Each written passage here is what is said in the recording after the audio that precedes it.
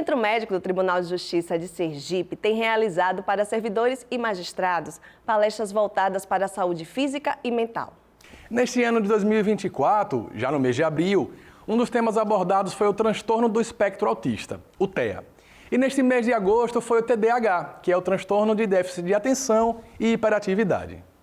TDAH foi o tema da palestra promovida pelo Tribunal de Justiça de Sergipe por meio do Centro Médico, em referência à Semana Nacional de Conscientização sobre o transtorno do déficit de atenção e hiperatividade.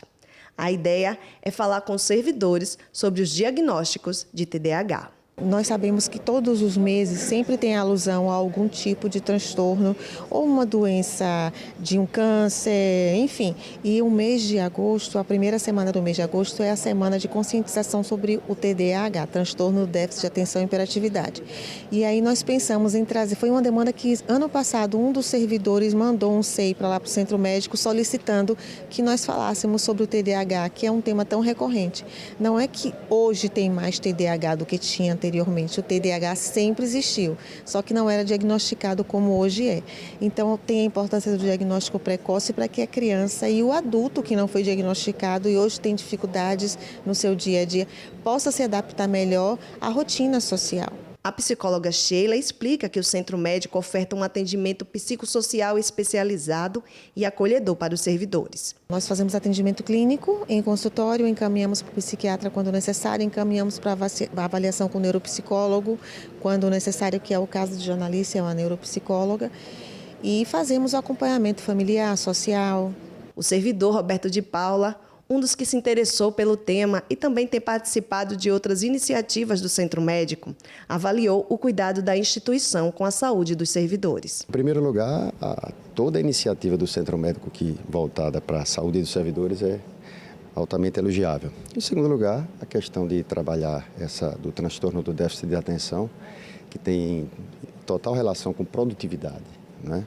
Então, a saúde e a rigidez mental dos servidores é importantíssimo para a produtividade. E tudo que leva à produtividade leva a uma boa prestação de serviço, né, a um nível elevado da prestação pelos servidores. Então, eu acho muito salutar a ideia e a iniciativa do Centro Médico. A palestra TDAH foi ministrada pela neuropsicóloga Janalice Carneiro, especialista em neuropsicologia e mestranda em psicologia clínica e da saúde. No início da exposição, ela se identificou como pessoa com TDAH e trouxe detalhes sobre este, que é um transtorno de neurodesenvolvimento. Hoje nós teremos um momento muito especial, estamos trabalhando a Semana do TDAH, que nós, profissionais da saúde, chamamos a atenção para a conscientização do TDAH, que é o transtorno do déficit de atenção com hiperatividade, para a importância do diagnóstico precoce e diagnóstico tardio também. Como é que se identifica, né? Como é que se dá um diagnóstico do TDAH? Geralmente, esquecimentos constantes, dificuldade na memória de curto prazo, que é aquela memória mais curta, dificuldade de localização também, impulsividade.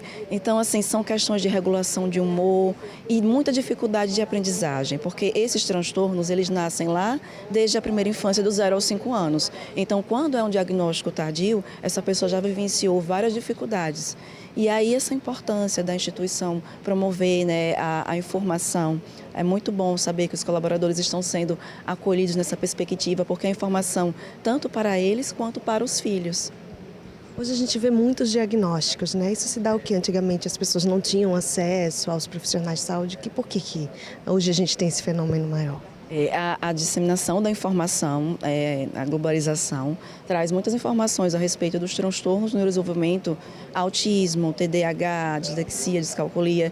E essa informação, né, faz com que as pessoas busquem o auxílio, busquem o psicólogo, busquem a neuropsicologia para a investigação do diagnóstico.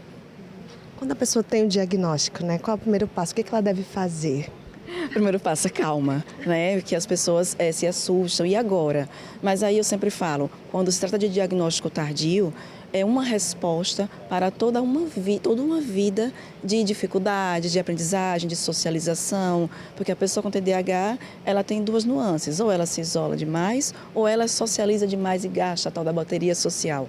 Então, são respostas, né, para uma vida. E em caso de crianças, você vai conseguir, com diagnóstico precoce, ajudar o seu filho, ajudar o seu irmãozinho, né, para que não surjam dificuldades de aprendizagem. O projeto Viva as Memórias busca a valorização da cultura intelectual, jurídica e artística sergipana. Em continuidade ao projeto, nossa repórter Janaína Cruz entrevistou o artista plástico Adalto Machado. Apaixonado por cavalos e pelas cenas diárias das feiras e mercados locais, ele já ganhou um prêmio internacional. Então vamos juntos conhecer a história desse grande artista sergipano. Meu nome é Adalto Machado dos Santos. Eu nasci no dia 18 de junho de 1950, em Nossa Senhora das Dores. Sou filho de Dalvo Machado dos Santos e Beatriz Teixeira dos Santos. Foi o mais saudável possível. Eu posso até assegurar que foi melhor do que esses tempos de hoje em dia. Eu era um menino assim que frequentava uma fazendinha que meu pai tinha, né, uma pequena propriedade. E lá, juntamente com meus irmãos, nós costumávamos montar a cavalo, andar pelo mato, pelos rios. Daí veio essa minha necessidade de pintar o meu tema principal, que todos vocês conhecem e que eu faço até hoje, que são os cavalos. A empresa ela executava anúncios luminosos, esses luminosos que colocam nas fachadas de casas de negócio, né, de empresas, e eu fazia o layout. E muitas vezes até viajava com os vendedores para fazer o layout do anúncio que ia ser executado. E muitas vezes o fato de mostrar ao cliente um desenho feito na hora, do jeito que o cliente queria, aquilo induzia bastante o contrato para que o vendedor fizesse aquele trabalho e ficava muito grato pela execução do trabalho. Eu também agradecia, porque eles sempre me davam alguma coisa, né? Eles sempre me agradeciam de forma mais substancial. Na realidade, eu sou autodidata. Eu nunca fiz cursos, mas sempre tive a orientação de pessoas bastante capacitadas, como ocorreu com J. Inácio, que era muito meu amigo, Florival Santos. Esse pessoal já da velha guarda me dava um suporte muito, muito grande com relação à aprendizagem. Estavam sempre me orientando, faça desse jeito ou faça daquele. Mas eu fazia também muita coisa por mim mesmo, não apenas seguia as orientações. E um pouquinho mais tarde tive também um apoio muito, mas muito grande de Gênia Augusto. Gênia já morava na Bahia e quando eu mudei para a Bahia foi aí que houve assim, um incentivo muito maior e essa proximidade dentro do frequentar, né, a casa dele, que eu ia muito na casa dele, conversava bastante com ele, e ele já tinha um nome nacional bastante relevante, de forma que a presença dele na minha arte e na minha vida foi também fundamental. Uma das coisas mais interessantes que já aconteceu na minha vida foi o fato de encontrar em Paris estudantes que adquiriam as minhas obras. Eles estudavam um turno, trabalhavam outro turno e em momentos assim de lazer estavam sempre a buscar algo ligado à cultura e à arte. Paris é um museu a céu aberto. Isso é uma coisa fantástica, né? E eu tinha uma afinidade muito grande com os museus, porque na época eu me interessava bastante pelas pesquisas, pelos estudos das coisas que estavam acontecendo por lá. Eu tive um fato interessante que me levou a essa minha decisão de pintar cavalos. Quando eu morava na França, eu tive uma namorada e o pai era um grande admirador dos dragões de Napoleão, que são aqueles cavaleiros todo incrementados, né, com a indumentária toda bonita, né, toda produzida. E ele queria que eu pintasse um cavaleiro daquele para ele. Ele fez a encomenda e eu fiz esse tal cavaleiro. Só que eu tive uma dificuldade muito grande, porque na época eu pintava tudo estilizado. Era mais, vamos dizer, mais para o abstrato do que para o figurativo. Ou era um semi-abstrato, vamos dizer, tudo que eu fazia. É um fato que com o tempo foi mudando e depois eu me tornei totalmente figurativo. Eu tive uma dificuldade muito grande em fazer, eu executei o trabalho, mas sentia a necessidade de aprender a desenhar o cavalo, a anatomia, tudo aquilo que era necessário para que a beleza do cavalo fosse expressada em uma tela. E daí veio então essa vontade que eu já havia uma ligação comigo desde a infância. Eu andava em cavalos com meus irmãos, a gente ia para a fazendinha do meu pai.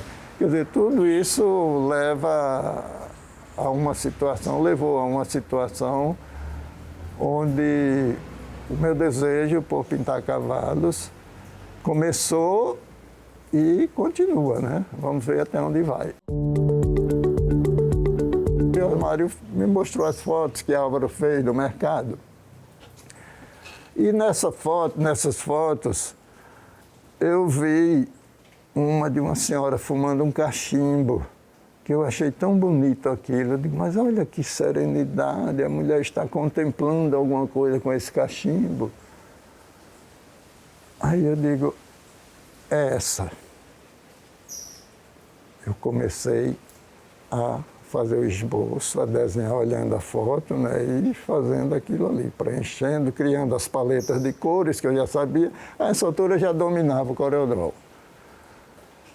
E eu sei que assim que eu concluí o desenho, que esse desenho, se for somar assim, vamos dizer, o tempo, eu acho que coisa para 400, 500 horas de trabalho. Muito trabalho. Os computadores eram muito lentos na época. Assim que eu concluí, mandei esse desenho. Para um concurso. Eu digo, esse merece ser premiado. Aí não tardou, eu recebi um comunicado, uma carta. Aí, congratulations, parabéns, você foi selecionado para participar do concurso. Eu digo, oh, coisa boa, no meio de tanta gente desse mundo todo, um cara que de Aracaju. Internacional. Internacional. Do próprio...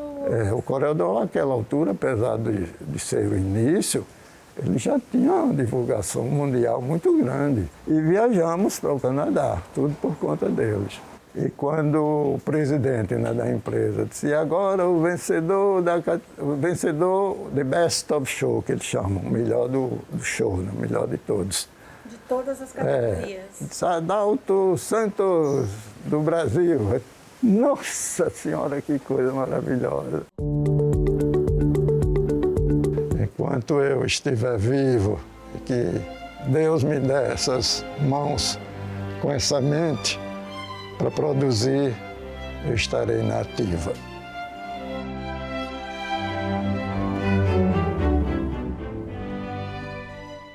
Parceria entre o TJSE e o PROCON melhora o atendimento para pessoas com mais de 60 anos. O Sejusc Pessoa Idosa promoverá um atendimento especializado nas demandas do consumidor. É depois do intervalo.